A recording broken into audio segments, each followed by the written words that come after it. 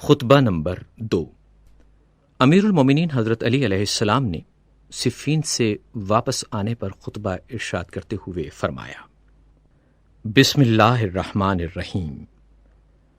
نعمت خداوندی کی تکمیل کرتا ہوا اور عزت الہی کو تسلیم کرتا ہوا اور اس کی معیشت سے دامن کشاں ہوتا ہوا میں خدا کا سپاس و شکر ادا کرتا ہوں۔ احتیاج اور ضرورت کے سلسلے میں اسی سے کمک کا طالب ہوں کہ وہ کفایت کرے۔ جسے اس نے ہدایت دی وہ گمراہ نہیں ہو سکتا، جس سے اس نے دشمنی کی وہ نجات نہیں پاتا، جس کو وہ کافی ہوا پھر وہ منتشر اور پراگندہ نہیں ہو سکتا۔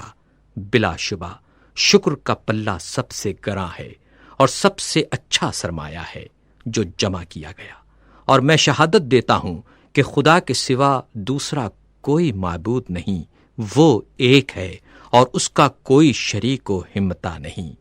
یہ وہ گواہی ہے جس کا اخلاص پرکھ لیا گیا، جس کا اعتقاد شعبہ شرک سے پاک ہے۔ زندگی بھر میں اسی سے وابستہ رہوں گا، خطرے کے مقامات اور دہشت کے اوقات کے لیے اسے محفوظ رکھوں گا، اس لیے کہ یہ شہادت ایمان کی عظیمت، احسان کا آغاز، رضائے الہی اور شیطان کو فرار پر مجبور کر دینے والی چیز ہے۔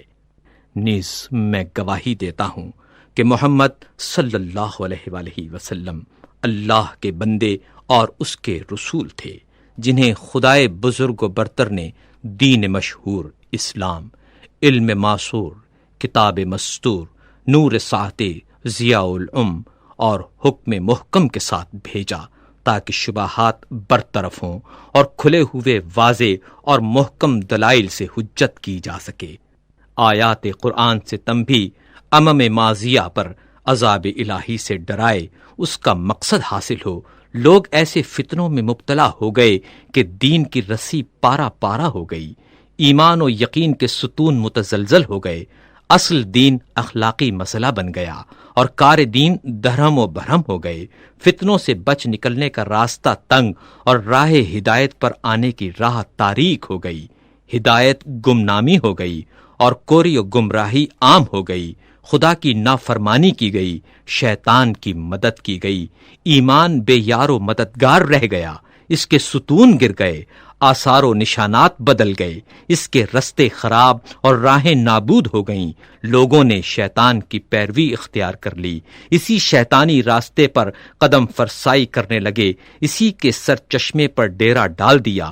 پھر یہ لوگ اس کے پرچم لہراتے آگے بڑھے، شیطان کا پرچم ایسے دور فتن میں بلند ہوا کہ ان فتنوں نے لوگوں کو پامال کر دیا اور اپنے گھروں سے رون دیا، اور پھر اپنے پنجوں کے بل کھڑا ہو گیا۔